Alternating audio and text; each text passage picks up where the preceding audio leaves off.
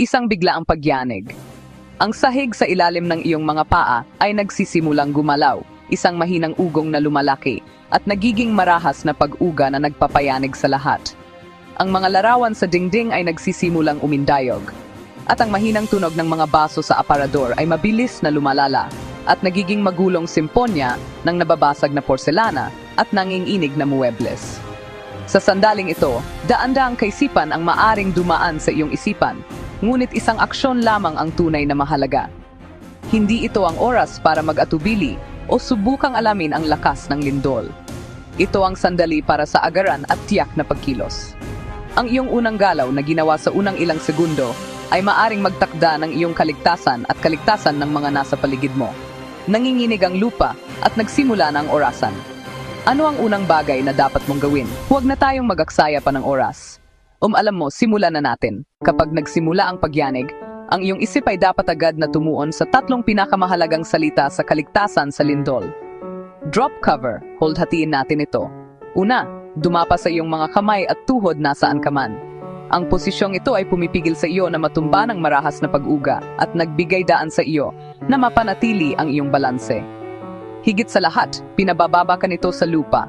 Binabawasan ang iyong profile bilang target para sa lumilipad o nahuhulog na debris. Huwag subukang tumakbo ng mabilis patungo sa isang pinto o tumakbo palabas. Mas malamang na masaktan ka ng mga nahulog na bagay o hindi matatag na lupa habang ikaw ay gumagalaw. Ang iyong unang instikto ay dapat na bumaba, ginagawang maliit at matatag ang iyong sarili hanggat maaari. Susunod, kailangan mong humanap ng panangga.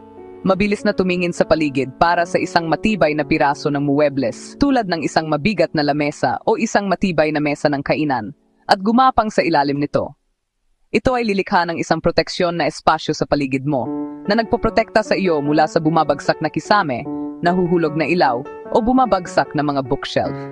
Kung walang matibay na mesa na maabot, ang iyong susunod na pinakamahusay na opsyon ay gumapang sa isang sulok sa loob ng silid, malayo sa mga bintana, salamin, at matataas na muebles na maaring matumba. Sa posisyong ito, takpan ang iyong ulo at lig gamit ang iyong mga braso. Ang iyong ulo at lig ang pinakamahina na bahagi ng iyong katawan, at ang pagprotekta sa mga ito mula sa epekto ang iyong pinakamataas na prioridad. Kumapit.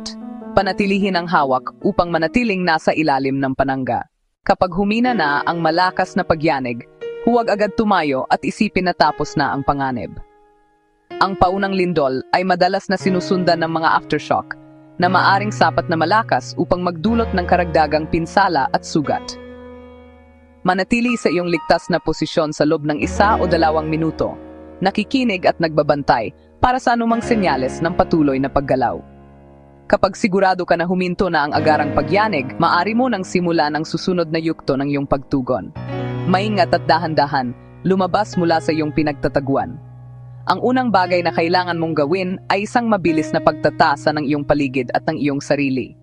Mayroon ka bang sugat? Tingnan ang iyong sarili para sa mga hiwa at iba pang sugat.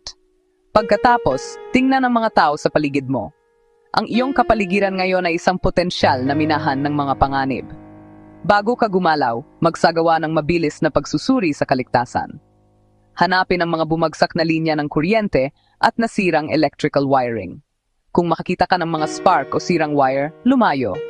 Isang critical na hakbang ay ang suriin kung may amoy ng gas. Kung may naamoy kang gas, huwag buksan ang anumang ilaw o gumamit ng anumang electrical switch, dahil ang isang spark ay maaring magdulot ng pagsabog. Kung ligtas na gawin ito, hanapin ang iyong pangunahing balbula ng gas at patayin ito. Gayun din, suriin kung may maliliit na sunog. Ang isang maliit na sunog ay mabilis na lumalaki at nagiging hindi makontrol na apoy. Kaya kung maaari mo itong patayin ng ligtas gamit ang fire extinguisher, gawin agad ito. Kung masyadong malaki ang sunog, lumikas. Kung medyo ligtas ang loob, maingat na lumabas. Mag-ingat sa basag na salamin at debris sa sahig. Magsuot ng matibay na sapatos kung kaya. Magtungo sa isang bukas na lugar, malayo sa mga gusali, puno, linya ng kuryente, at anumang maaring bumagsak sa aftershock. Huwag bumalik sa loob hanggang hindi idinedeklara ng mga autoridad na ligtas. Maaring humina ang istruktura at gumuho sa kasunod na aftershock. Ika-4 na bahagi, ang hindi nakikitang panganib, pagkilala sa mga senyales ng tsunami at paglikas. Ang tsunami ay hindi lang isang higanteng alon, kundi isang serye ng malakas na pag-alon na maaring dumating ilang minuto o oras pagkatapos ng lindol. Napakahalaga ng pagkilala sa mga babala dahil ito na lang ang tanging babala na matatanggap mo.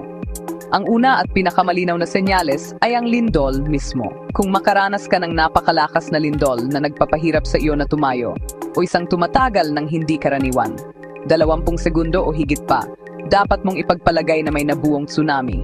Huwag maghintay ng opisyal na babala o sirena. Ang lindol mismo ang pinakaagarang senyales upang kumilos ka agad. Ang isa pang senyales ay ang biglaan at hindi pangkaraniwang pagbabago sa lebel ng dagat. Maaring biglang humupa ang karagatan. Inilalantad ang ilalim lampas sa normal na mababang tubig.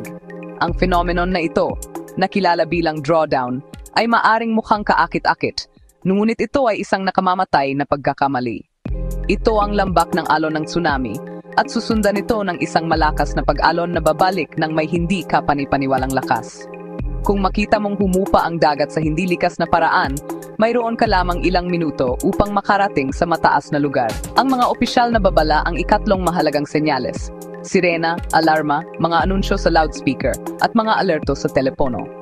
Ang mga sistemang ito ay sinaaktibo kapag kinumpirma ng mga autoridad na may paparating na tsunami.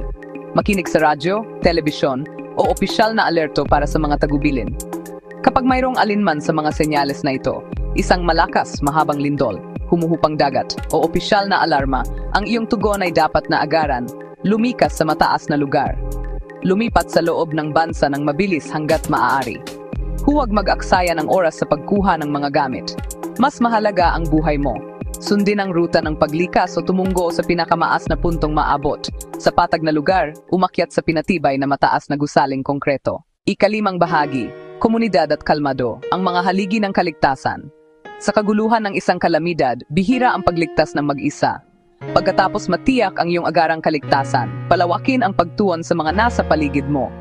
Tingnan ang iyong mga kapitbahay, lalo na ang mga maaring mas mahina. Mga matatanda, mga taong may kapansanan, mga pamilyang may maliliit na anak, kumatok sa kanilang mga pinto, mag-alok ng tulong. Ang isang komunidad na nagtutulungan ay may mas mataas na pagkakataong makalampas. Ibahagi ang impormasyon, ibahagi ang mapagkukunan, magbigay ng pisikal na suporta. Ang paghahanda ng maaga ay kasing halaga ng tamang pagkilos. Bawat sambahayan, emergency go bag, dapat magaan at madaling dalhin. Puno ng mahalaga para sa 3 araw, deboteng tubig, mga pagkaing hindi madaling masira, flashlight na may dagdag na baterya, first aid kit, at kinakailangang gamot. Kopya ng mahahalagang dokumento sa waterproof bag. Alamin ang emergency plan ng pamilya. Magtalaga ng meeting spot malapit sa tahanan at isa pa sa labas ng kapitbahayan. Kilalanin ang ruta sa pinakamalapit na mataas na lugar. Sa gitna ng kaguluhan, panatilihin ang pagiging kalmado. Ang takot ay nakakahawa, iwasan ang panic. Kumilos ng may malinaw na isip. Kalmadong pag-uugali nagbibigay katiyakan sa mga bata.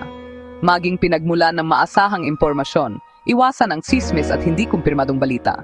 Umasa sa opisyal na ahensya. Gamitin ang telepono ng matalino, maikling tawag o text upang makatipid ng baterya. Drop, cover, hold. Kung nasa baybayin at nakaramdam ng malakas na lindol, lumikas agad sa mataas na lugar. Huwag maghintay ng kumpirmasyon. Ang handang emergency kit at plano ng pamilya ay nagbibigay ng kumpiyansa. Tandaan ang komunidad, tulungan ang iyong mga kapitbahay.